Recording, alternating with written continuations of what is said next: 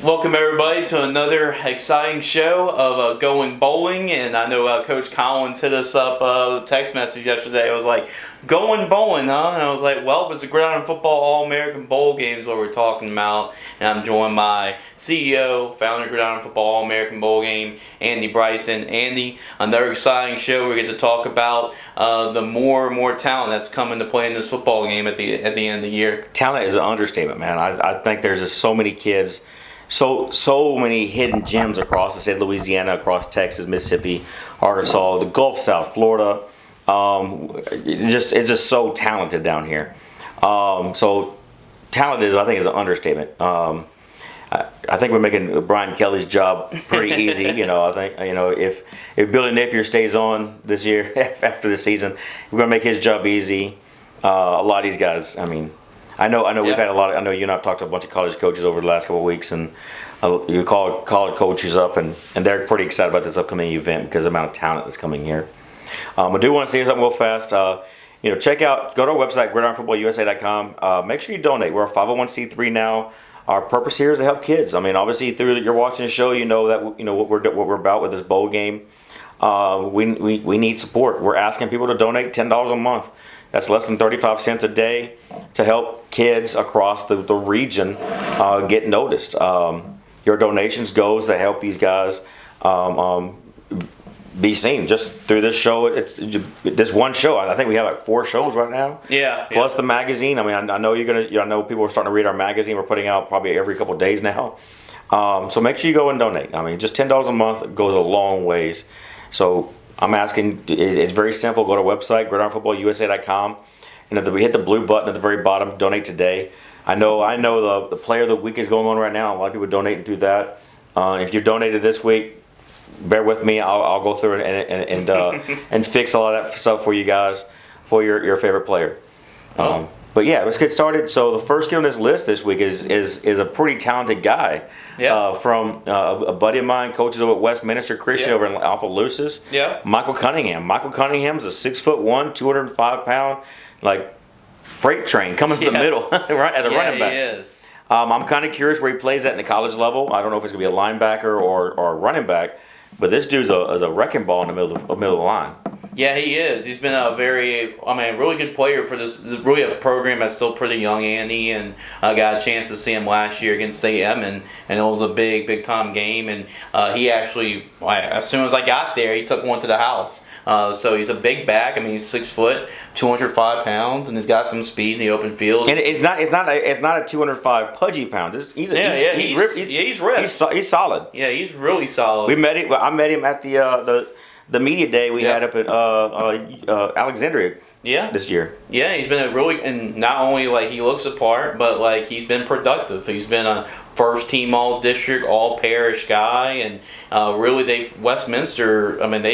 They won a playoff game against, I believe it was St. Edmund last year. It was against St. Edmund. Yeah, and they played St. Edmund in the playoffs and won a playoff game. And this year they defeated, I believe it was Opelousas Catholic this year. That was a big time victory for this program. So a lot of it has to do with the resurgence of this program is with a player like Michael Cunningham really leading this offense. Well, I've coached a lot of guys, and I always use this analogy. A 5-star guy takes over the game. If they're rated 5 stars, guys, a 5-star player, when they walk on the field, the game changes. They're gonna break some big plays. It's gonna be hard trying to tackle that guy. They're gonna score 4, 5, 6 touchdowns a game. Now this young man is not a 5-star guy. He's not rated by nobody's measurables other than ours. I think he rated as a 4-star prospect for us through our rating system. But this young man takes over a ball game, like you said. They won a game. They went to the playoffs. I think they lost to St. Edmunds in the regular season, and they beat them in the playoffs, which is a very emotional win for them because they're district rivals. So this young man, he literally takes over a ball game. He will carry the team. He put the team on his back and carry him to a victory. So this guy is the type of guy that a lot of Division I coaches need to look at when they're looking at a feature back. Yeah. But like I said, because of his size, he might actually play linebacker. To be honest with you. Yeah. But you never know. He could go to college and be You know, when LSU recruited Devin White was recruited as a running back and wound up transferring over to linebacker. And look how that turned out. Yeah, he's pretty chiseled. I mean, we saw him up there in media day, and he's really put together. 205 pounds. Also, he talked about colleges, 3.5 GPA. So another really good student. So this is the type of player that's been a really good football player for his program, and we'll have a chance to play somewhere when it's all said and done. So.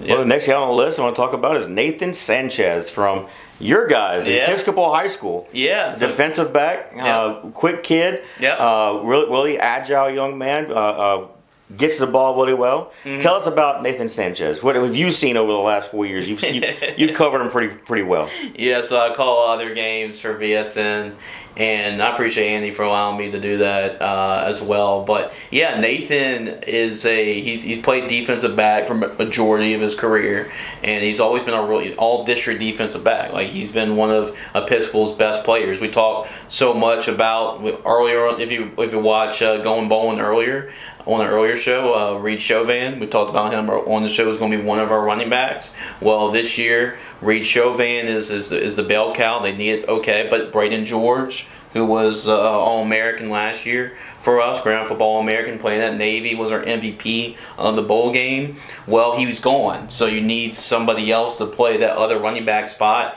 And Nathan Sanchez is one of their fastest guys. So Travis Bushell said, hey, let's put him at wing back. And he's actually been really good this year. I think at running back even, he's ran for 700 yards and like 7-8 touchdowns, average 8-9 yards a carry. So he's done a great job of complimenting Reed Chauvin. But he's a guy that can really plug and play whatever, whether it's cornerback, and that's defensive back is where he probably most likely play the next level, but he's a playmaker too, so they put him in at running back and maybe a kick return opponent. Like, he's that type of guy. He can do a little bit of everything, so he's been a Swiss Army knife for Episcopal and he's played multiple positions on both sides of the football, and that's that type of kid that you're going to get in Nathan Sanchez. What's his GPA right now? So, being Episcopal, they really strive for being academic. So, he is up there high, 3.0 GPA in terms of like a 3.5, 3.6. He is up there, and he's just like your normal Episcopal kid. When you talk about all the. All right, let's go. So basically, you're getting a really good student athlete that's been a productive player, all-district player, won a couple district championships. So you're getting a very productive kid if you're getting Nathan Sanchez. So the next young man on the list is Darius Washington from Alexandria Senior High School out of Alexandria, Louisiana. Big 5A program, a big-time program up there in North Louisiana. I say North Louisiana. They're more Cenla. Yeah. They don't really like to call themselves North. Right, but anyways, North for us. Right. So they big time program up there. They've been to playoffs. They know how to win. This young man has done it on the field. He's kind of one of those like you said, Swiss Army knives. He's done a lot of stuff at wide receiver. Tell us more about Darius Washington. Yeah, so we actually caught up with Darius at our Gridiron Football Media Day, and Coach Botman decided to bring a lot of his guys, and you see why they've been so good. Andy, they beat Ruston this past week, so they're undefeated, and that game against Neville, that's looking like a really good football team right now. But Ash's been undefeated, and a lot of people talk about, well, they got JT Lindsay at running back, right? Well, they can throw the ball too. You have to be balanced. You can't just rely on one player. And Darius Washington has really been their electric playmaker in the passing game. And he's been really productive throughout his whole high school career. He's a two-time, he's been a first-team All-District punt returner. He's been a second-team All-District wide receiver. He's been first-team All-Sinlaw wide receiver, first-team All-Sinlaw punt returner. So he's done a little bit of everything.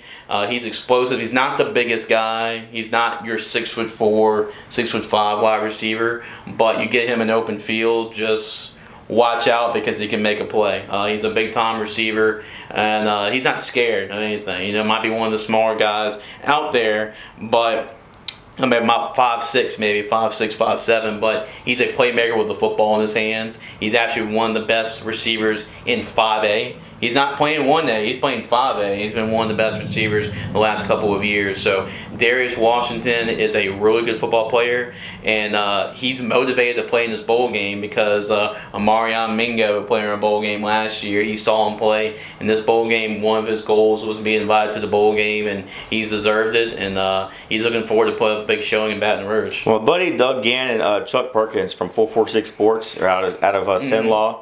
They covered that game at Ruston, and they actually it's on our Facebook page. You can go watch it.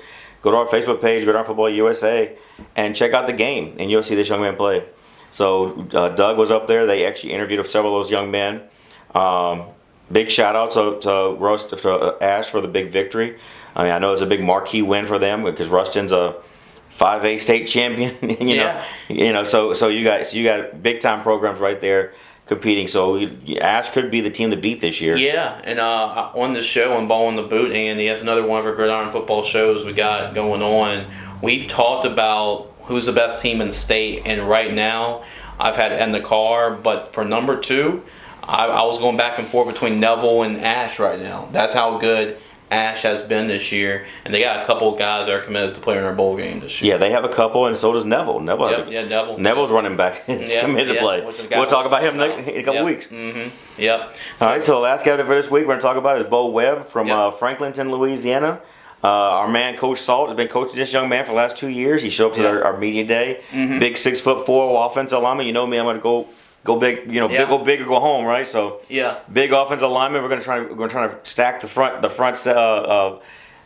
Me, I'm gonna try to stack that box. Oh yeah. That's what for a defensive line guy and an offensive guy.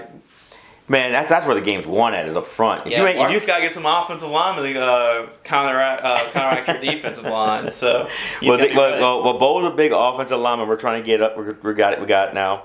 Bo's a 2 or 3 year starter. I can't remember now. Yeah, he's been he's like their senior captain. Like when I saw them play Jules Sumner, like he was the guy that went out for the coin toss. Like he was.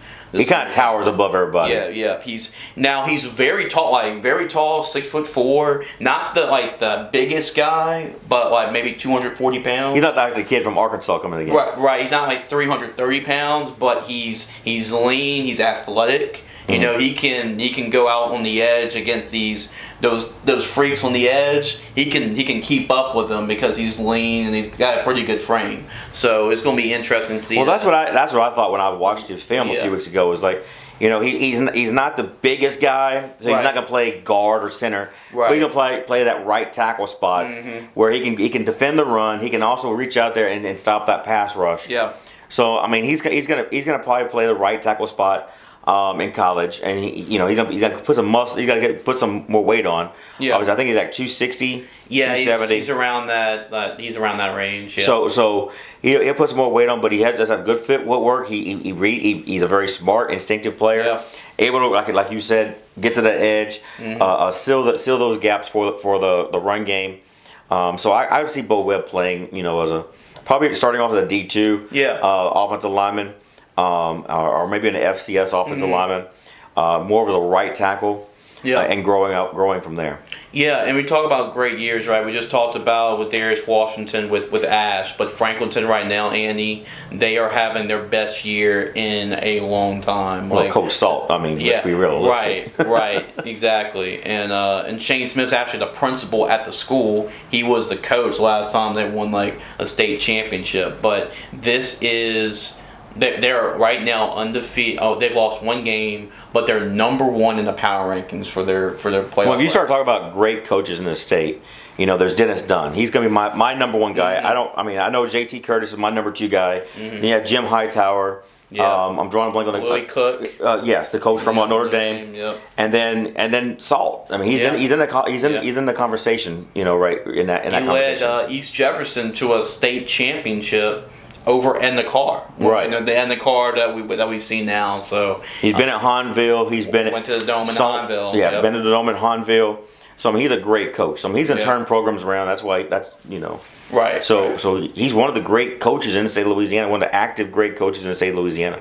So when you think about basically wrapping this up, when we talk about these 4 commits, you're talking about a player from Episcopal that's a consistent quarterfinal playoff team every year under another really good coach, Travis Bourgeois, who's been there 30 years, and Darius Washington at Ash. They are right now have a chance to win one of the toughest districts in the entire state, and Bo Webb for Franklinton. And right now they're number 1 in their playoff bracket right now. So these are really good football players that are playing this bowl game that are contributing to some of the best teams in the state of Louisiana this year. Well, I do want to give a big shout out before we end the show to Coach Baggs. He passed away this last week. I personally knew him whenever he was at LSU, and Coach Baggs was one heck of a coach. He won a lot. He was a big time leader in this state. Coach Baggs, you'll not be forgotten. Yeah.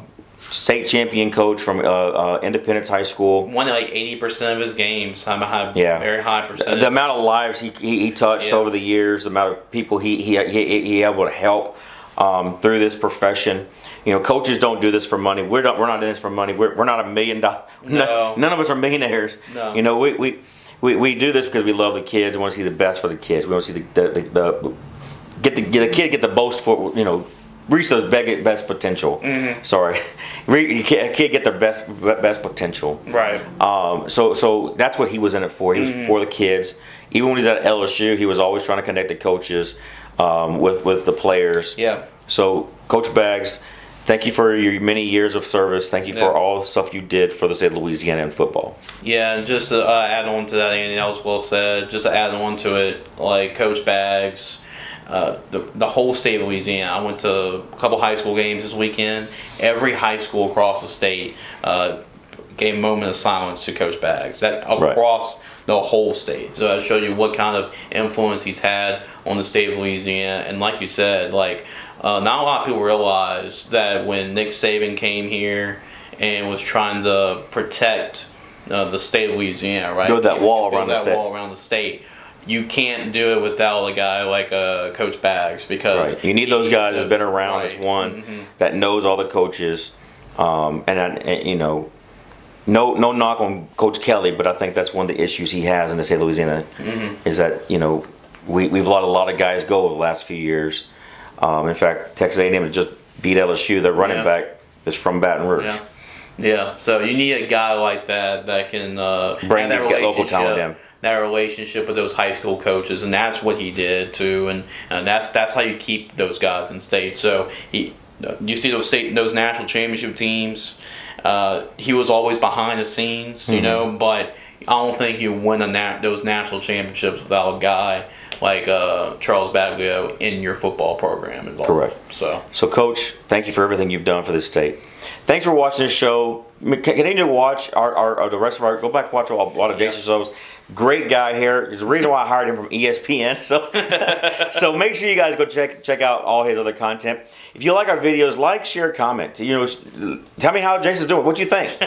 You know, should I give him a pay raise? Yeah. Please comment that. That'll be great. But if you have a kid that you want to nominate for the bowl game, one of the biggest obstacles we look at for the bowl game, it's not about money. I mean, we don't charge hardly anything for the bowl game, and we do have to charge something because we're giving something in value. But we don't charge. It's not about the money. It's about helping kids. So one of the things we look at first for the bowl game is, are they going to camps? Are they going to not just our camp? Are they going to camps that we're at? Or could we see these kids? You know, are they going to? What are they doing in the off season? Are they competing? Are they showing out? So if they're doing that type of stuff, we probably have a name somewhere. But what we're looking for, if you're not coming to our camps, you're probably not getting seen. If you're not going to camps, you're probably not getting seen. So make sure you go to camps this next year. We've got 2 camps up on our website right now for next year. Make sure as soon as we make it available to register, make sure you get registered, because that's how you get seen for the bowl game. If you have a kid that you want to nominate, send it to us. We'll put them on a list and see if there's a spot available for them. This year's bowl game will be played on December 30th. It'll be at Memorial Stadium here in Baton Rouge. They show up on December 27th down in Gonzales at the Lamar Dixon Expo Center. where all the events will be taking place. All the practices will be down at Lamar Dixon.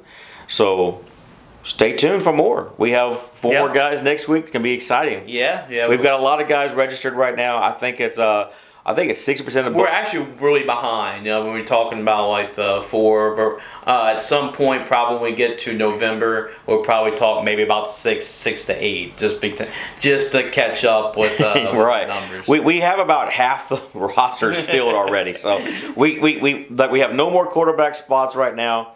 We have no more running back spots. Long snapper is full. We're waiting on 3 wide receivers. The last 3 guys are registered. On wide receiver. We still have, if anybody's watching, we still need defensive linemen. We still need linebackers, defensive backs even. So those are our main really targets. And hey, even kickers and punters too. So and we might have a surprise this year as a kicker. Yeah. There might be a surprise. I'm not going to divulge anything just yet, but there might be a surprise at kicker this year. Yeah. So stay tuned for more. We have a lot more. We have a lot more of these shows, and like Jay said, probably next month, which is coming up in 2 days. Yeah, that's right. It's actually before Halloween as we speak. So So when this show airs, it'll be in November by then. We'll probably talk about some more prospect, maybe 6 to 8, maybe per show. So stay tuned for more content, and please like, share, or hate this video.